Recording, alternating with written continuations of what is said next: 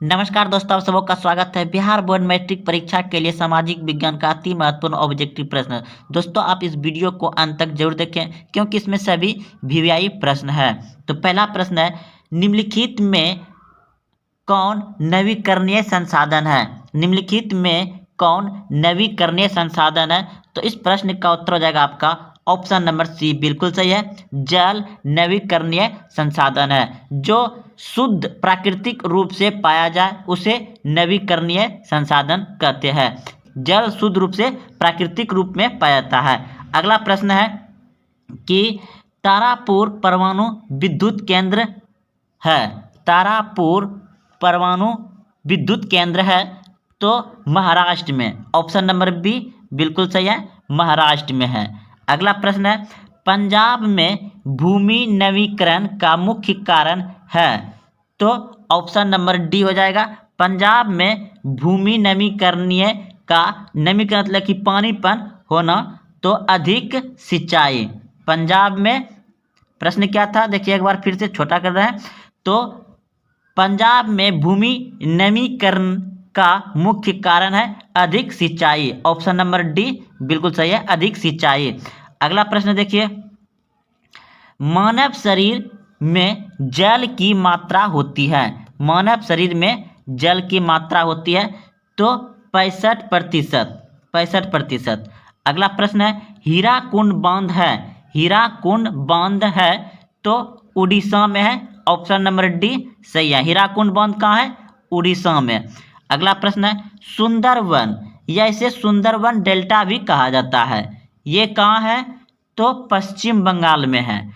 Sundarban delta कहाँ है? पश्चिम बंगाल में। या सुंदरवन कहाँ है? पश्चिम बंगाल में। ऑप्शन नंबर बी सही है। द्वितीय पृथ्वी सम्मेलन कहाँ हुआ था? द्वितीय पृथ्वी सम्मेलन कहाँ हुआ था? तो इस प्रश्न का उत्तर हो जाएगा आपका न्यूयॉर्क में हुआ था। ऑप्शन नंबर ए सही है। अगला प्रश्न है, किस राज्य में वनों का सबसे अधिक विस्तार है? किस राज्य में वनों का सबसे अधिक विस्तार है? तो इस प्रश्न का उत्तर हो जाएगा आपका मध्य प्रदेश। मध्य प्रदेश में वन अधिक है, जंगल झाड़ जिसे कहते हैं। अगला प्रश्न है, पर्यावरण संरक्षण हेतु पहला विश्व शिखर सम्मेलन कहाँ हुआ था? तो इस प्रश्न का उत्तर हो जाएगा आपका ऑप्शन नंबर ए बिल्कुल सही है, स्टॉकहोम में। अगला प्रश्न है, 1992 ईस्वी में पृथ्वी सम्मेलन कहाँ हुआ था? 1992 ईस्वी में पृथ्वी सम्मेलन कहाँ हुआ था? तो रियो डी जेनेरियो। प्रश्न है, धर्म की समुदाय का मुख्य आधार मानने वाला व्यक्ति को कहा जाता है? तो इस प्रश्न का उत्तर होगा आपका ऑप्शन नंबर बी बिल्कुल सही है, सांप्रदायिक कहा जाता है। अगला प्रश्न है, सांप्रदायिक राजनीति किस धारणा पर आधारित है? सांप्रदायिक राजनीति किस धारणा पर आधारित है? तो एक धर्म दूसरे धर्म में श्रेष्ठ है। एक धर्म में दूसरे धर्म श्रेष्ठ है, यही सांप्रदायिक राजनीति की धारणा पर आधारित है। अगला प्रश्न है आपका, भारत में मतदाता होने के न्यूनतम आयु क्या है? यानी भारत में वोट गिराने की उम्र क्या है? तो इस प्रश्न का उत्तर हो जाएगा आपका ऑप्शन नंबर सी बिल्कुल सही है, 18 वर्ष। अगला प्रश्न है, निम्न में से कौन सी एक बात लोकतांत्रिक व्यवस्था के अनुरूप नहीं है? निम्न में से कौन सी एक बात लोकतांत्रिक व्यवस्थाओं के अनुरूप नहीं है? तो इस प्रश्न का उत्तर हो जाएगा आपका बहुसंख्यकों का शासन। ऑप्शन नंबर डी सही है। अगला प्रश्न है, संघ सरकार का उदाहरण है। संघ सरकार का उदाहरण है तो अमेरिका। संघ सरकार का उदाहरण है अमेरिका। अगला प्रश्न है, सत्ता में साझेदारी सही है क्योंकि? सत्ता में साझेदारी सही है क्योंकि ऑप्शन नंबर ए सही है, यह विविधता को अपने में समेट लेती है। अगला प्रश्न देखिए, सांप्रदायिक राजनीतिक आधारित होती है। सांप्रदायिक राजनीतिक आधारित होती है तो ए धर्म पर किस पे होती है? धर्म पर। अगला प्रश्न है, भारतीय संविधान के अनुच्छेद 19 में देश के सभी नागरिकों को कौन सा मूल अधिकार दिया गया है? भारतीय संविधान के अनुच्छेद 19 में देश के सभी नागरिकों को कौन सा मूल अधिकार दिया गया है? तो इस प्रश्न का उत्तर होगा आपका ऑप्शन नंबर ए, बिल्कुल सही है। स्वतंत्रता का अधिकार दिया गया है। स्वतंत्रता का अधिकार दिया गया है अनुच्छेद 19। अगला प्रश्न है, अंतर्राष्ट्रीय महिला दिवस किस तिथि को मनाया जाता है? अंतर्राष्ट्रीय महिला दिवस किस तिथि को मनाया जाता है? तो इस प्रश्न का उत्तर होगा आपका ऑप्शन नंबर बी, बिल्कुल सही है, 8 मार्च को। सत्ता में साझेदारी का अच्छा उदाहरण प्रस्तुत करने वाला राष्ट्र कौन सा है? सत्ता में साझेदारी का अच्छा उदाहरण प्रस्तुत करने वाले राष्ट्र कौन सा है? तो इस प्रश्न का उत्तर हो जाएगा आपका ऑप्शन नंबर सी, बिल्कुल सही है, बेल्जियम। प्रश्न है, भारत में योजना आयोग के अध्यक्ष कौन थे? भारत में योजना आयोग के अध्यक्ष कौन थे? तो इस प्रश्न का उत्तर हो जाएगा प्रधानमंत्री। भारत में योजना आयोग के अध्यक्ष कौन होते हैं? प्रधानमंत्री होते हैं। अगर पूछ दिया जाए कि वर्तमान में योजना आयोग का अध्यक्ष कौन है, तो नरेंद्र मोदी होगा। लेकिन योजना आयोग को हटा करके अब इसी जगह नीति आयोग लाया गया है। तो चलते हैं अगले प्रश्न की ओर। प्रश्न है, इनमें से कौन एक बीमारू राज्य नहीं है? तो बिहार बीमारू राज्य है, मध्य प्रदेश बीमारू राज्य है, उड़ीसा बीमारू राज्य है और कर्नाटक यह नहीं है। तो यहाँ पूछ रहा था नहीं, तो इसलिए ऑप्शन नंबर सी सही है। तो इनमें से कौन एक बीमारू राज्य नहीं है? तो कर्नाटक बीमारू राज्य नहीं है। अगला प्रश्न है, ऊर्जा के मुख्य स्रोत क्या है? ऊर्जा के मुख्य स्रोत क्या है? तो कोयला, पेट्रोलियम, विद्युत, इनमें सभी। ऑप्शन नंबर डी सही है, इनमें सभी हो जाएगा। अगला प्रश्न है, निम्नलिखित में कौन बीमारू राज्य है? तो निम्नलिखित में कौन बीमारू राज्य है?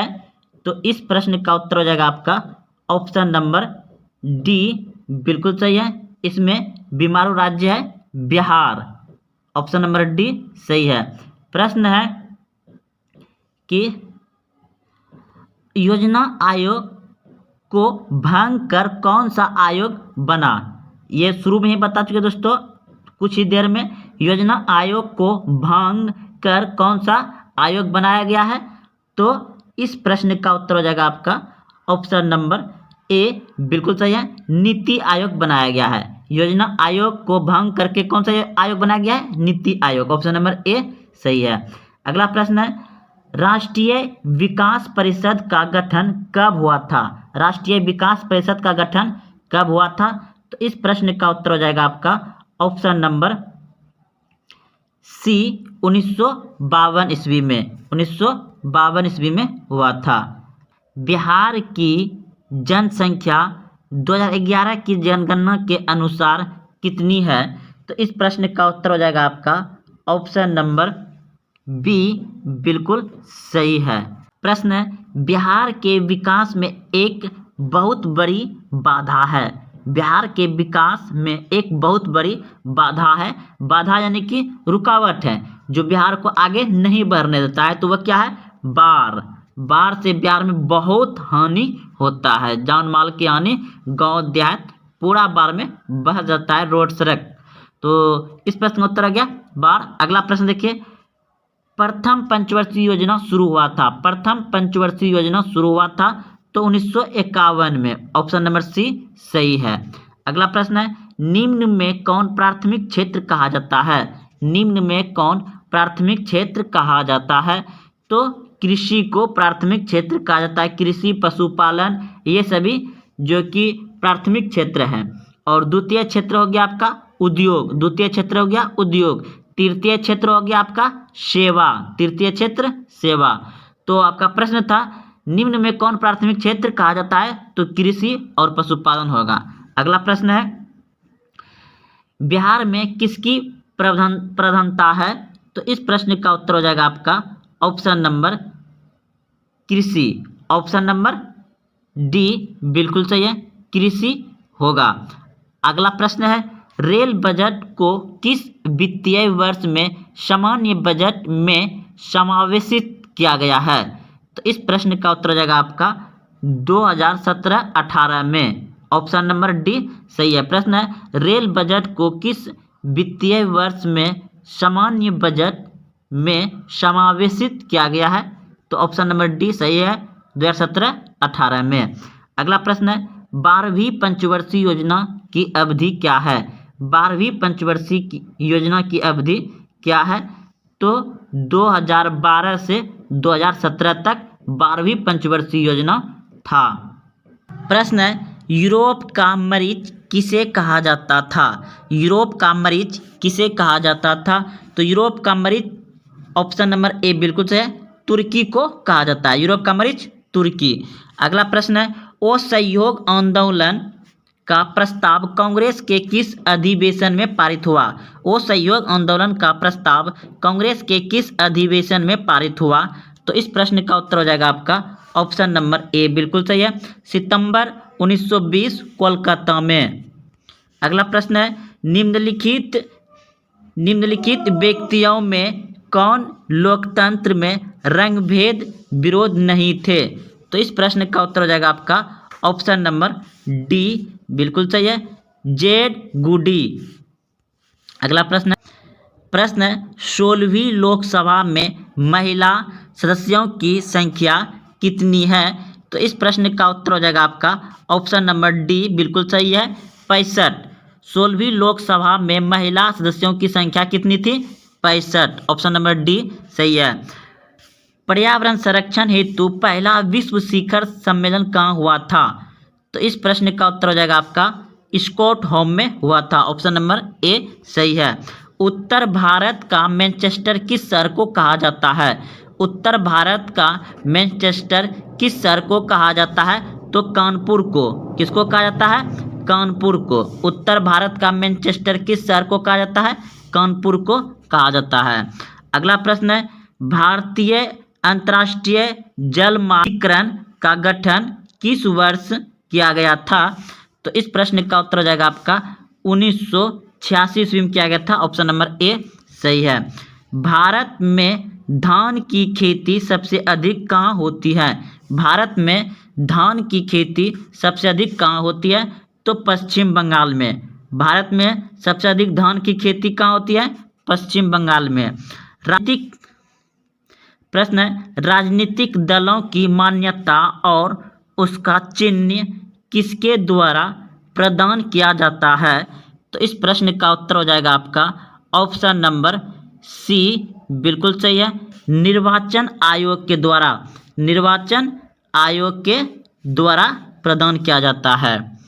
अगला प्रश्न है, भारत में लोकतंत्र की क्या चुनौती है? भारत में लोकतंत्र की क्या चुनौती है? तो इस प्रश्न का उत्तर हो जाएगा आपका ऑप्शन नंबर डी सही है, इनमें सभी। अगला प्रश्न है, आजकल लोकतंत्र के लिए सबसे बड़ा चुनौती क्या है? आजकल लोकतंत्र के लिए सबसे बड़ा चुनौती क्या है? तो इस प्रश्न का उत्तर हो जाएगा आपका भ्रष्टाचार। ऑप्शन नंबर सी बिल्कुल सही है, भ्रष्टाचार। प्रश्न है, संजय गांधी जैविक उद्यान किस नगर में स्थित है? संजय गांधी जैविक उद्यान किस नगर में स्थित है? तो इस प्रश्न का उत्तर हो जाएगा आपका ऑप्शन नंबर डी बिल्कुल सही है, पटना में। संजय गांधी जैविक उद्यान किस नगर में है? पटना में। अगला प्रश्न है, नदियों में बाढ़ आने का मुख्य कारण क्या है? नदियों में बाढ़ आने का मुख्य कारण क्या है? तो इस प्रश्न का उत्तर हो जाएगा आपका ऑप्शन नंबर डी बिल्कुल सही है, इनमें सभी। बिहार में जूट उद्योग पर एक टिप्पणी लिखिए। तो देखिए, आप उत्तर में देख रहे हैं कि जूट उद्योग बिहार राज्य का प्रमुख उद्योग है। जूट उद्योग बिहार राज्य का प्रमुख उद्योग है। स्वतंत्रता के पूर्व यानी आज़ादी से पहले भारत में कुल 110 जूट कारखाने थे, जिसमें अधिकांश पश्चिम बंगाल एवं बिहार में ही केंद्रित था। बिहार राज्य में जूट के 3 बड़े कारखाना कटिहार, पूर्णिया एवं दरभंगा में है, जिसमें कटिहार का जूट कारखाना ही कार्यरत है। यानी प्रश्न को दोस्तों आप समझ गए होंगे कि बिहार में जूट उद्योग का क्या महत्व था आज़ादी से पहले और अभी क्या महत्व है। तो आप ये समझें कि बिहार में जूट उद्योग का मिल बहुत सारा था। कब? जब भारत आज़ाद नहीं हुआ था, उससे पहले 110 जूट कारखाना मिल था, जिसमें से कि अधिकांश जूट मिल पश्चिम बंगाल में और बिहार में था। और सबसे बड़ा बिहार में 3 प्रमुख कारखाना का नाम लिख देंगे, जैसे कि आपका है कटिहार, पूर्णिया, दरभंगा। लेकिन अभी एक ही जूट कारखाना मिल चालू है, जो कि आपका है कटिहार का जूट कारखाना मिल ही कार्यरत है। कार्यरत मतलब चालू होता है। तो दोस्तों ये आपका 2 या 3 नंबर से प्रश्न पूछे जाएंगे। आप इसे अच्छे से कॉपी में उतार लें एक बार और 1-2 बार पढ़ लें। जय हिंद, जय भारत।